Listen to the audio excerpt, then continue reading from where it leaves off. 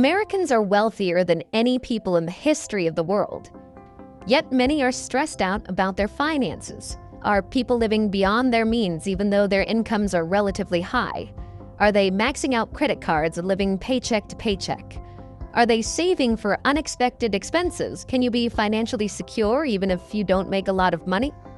Can ordinary folks invest in the stock market with manageable risk?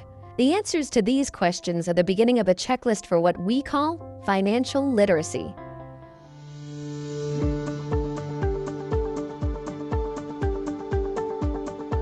When you talk about the checklist of things that people need to understand to be considered financially literate, I think it delves into a number of categories. It numbers into your basic everyday financial living, the basics of debt, and understanding just sort of what credit card debt means, what mortgage debt means, what a car payment means, budgeting, understanding money in, money out. It's stuff that really sometimes can seem very basic, but clearly is not. If you're not financially literate, then you have to worry about your spending. You have to worry if when you retire, you can meet your goals.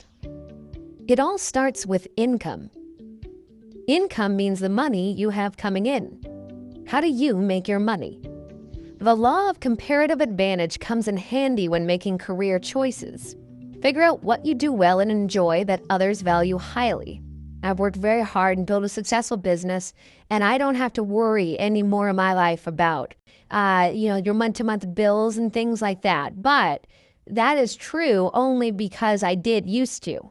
I didn't have parents to give me money. I didn't have anything to fall back on. There wasn't a safety net. But what I did was rigorously plan and sort of set goals and then try to go about achieving them. You don't have to own a business to think this way.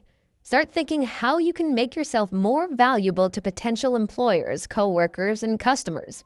How can you do your current job better, even if it is a minimum wage job, internship, or volunteer position? Are you working harder than others? First one there, last one to leave, not texting while on the job. These types of choices help differentiate you from others, and they create value for you in the job market. Remember, in the real world, you don't get paid for effort, but rather when you create value for others. And managing that money is just as important as earning it. Expenses are money going out.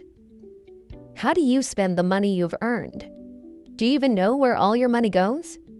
Many people don't.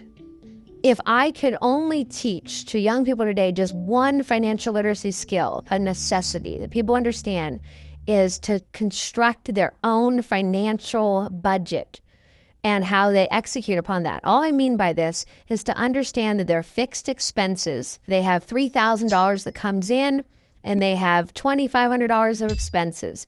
They need that fixed expenses, the stuff they have to, your rent, your car payment, your whatever the case may be. They need that number to be lower than what's coming in. I think the easiest way is the 50-30-20 rule, which is 50% of your monthly income goes towards bills and housing. 30% goes towards finances, which is paying off debt or saving. And the final 20 goes towards entertainment or going out for things that you like to do. So obviously the fixed have to come first, and you chip those away and those get done, and then applying percentages to the rest. I think there's very little of that goes on. Some of the things can go wrong when one doesn't do it, and this is of course very common. You end up living your life in a way of you're always playing catch up. And it becomes very debilitating when someone gets behind. They may have the benefit of the consumption, then a new paycheck comes, a new bonus comes, and they don't get to enjoy the fruit of it because they're paying off the last toy that they purchased. And so you live behind instead of forward. I think that has a profound impact on one's stress level, but also just their incapacity for the enjoyment of life.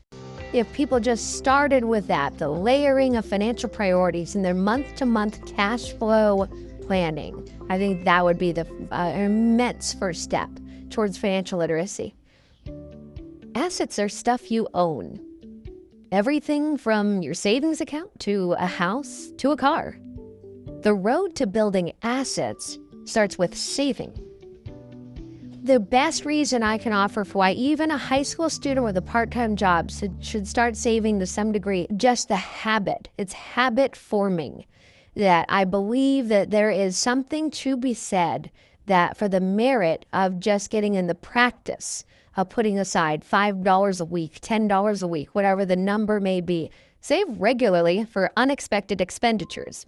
You know that your car will need a repair, your cell phone may get stolen, and you may fall ill. I like to set up a savings account so I don't see that money, because if I see it, then I will spend it. So each paycheck, I take out a certain amount of money towards my bill for my car insurance at the end of the year, and it's automatically moved to the savings account so that your paycheck hits your account, and then automatically you have your bank account set to send from your checking account to your savings account, or just electronically off the top. You make your savings a fixed expense. It has to come straight out of your checking account. You're paying yourself first. And when that's in place, it opens up a lot of freedom to then go do other investment accounts. This approach will help you live a life with minimal financial stress and anxiety. It'll help you avoid financial troubles and pitfalls. As you build some savings, make sure to diversify your investments. Remember, never put all your eggs in one basket. Just don't, because if that one basket should fall, well, you get the picture. When you purchase a stock on the exchange, you're buying into a small piece of that company. So you're getting an interest in that company and you're becoming an owner of that company.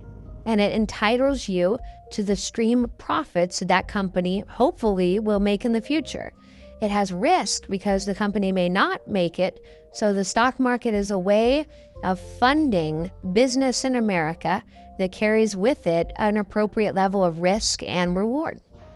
The best way for somebody to invest in the stock market with a small amount is by purchasing an index fund or an ETF or a mutual fund, because they are getting broad exposure to many different companies instead of just buying one position. What's all this talk of index funds and mutual funds?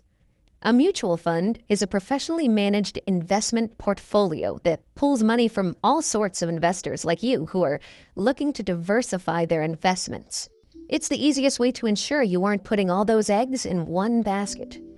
Index funds, or exchange-traded funds, ETFs, are similar except that they are managed to match the performance of a particular group of companies, say, a group of tech companies or a group of consumer goods companies. Instead of picking individual stocks, I want to own Apple and I want to own Nike, they might just buy an index that includes a whole basket of these companies together. There's all kinds of different indexes and therefore index funds out there. The most common might be the S&P 500, representing sort of 500 major publicly traded U.S. companies. With diversification, you can take comfort in knowing that when the value of one asset is down, others will likely be up. But they want to make sure that the purpose of the money they're putting in is longer-term money. The return of the stock market's been very good over time, but there's periods of time where it can be quite volatile. And so that's where one's financial literacy will hopefully lead to them understanding what instruments are good for short-term goals, what instruments are good for intermediate goals, and then longer term. One powerful tool in your plan is compound interest. Albert Einstein once stated, "The most powerful force in the universe is compound interest." The best way to take advantage of it is to start saving when you're young and investing strategically after you have your real-world savings account ready. Over the course of 20, 30 years of compounding, it's adding hundreds of thousands of dollars. I'm saying for regular middle-class families, the difference between starting to save at age 50 and starting to save at age 25 can be hundreds of thousands of dollars. And that's just simply from the benefit of time and allowing that money to work for them for a greater period of time. Even with all of the recessions and expansions of recent and distant past, diversified stock holdings have earned about a 7% real annual rate of return. Rate of return is extremely important. An asset earning 3% annually will double in value in 23 years. But an asset earning 7% will double in value every 10 years. Investing in the stock market offers opportunities for everyone. It makes such a difference when you can really exploit the time value of money, when you put time on your side, the leverage they get on that contribution to themselves because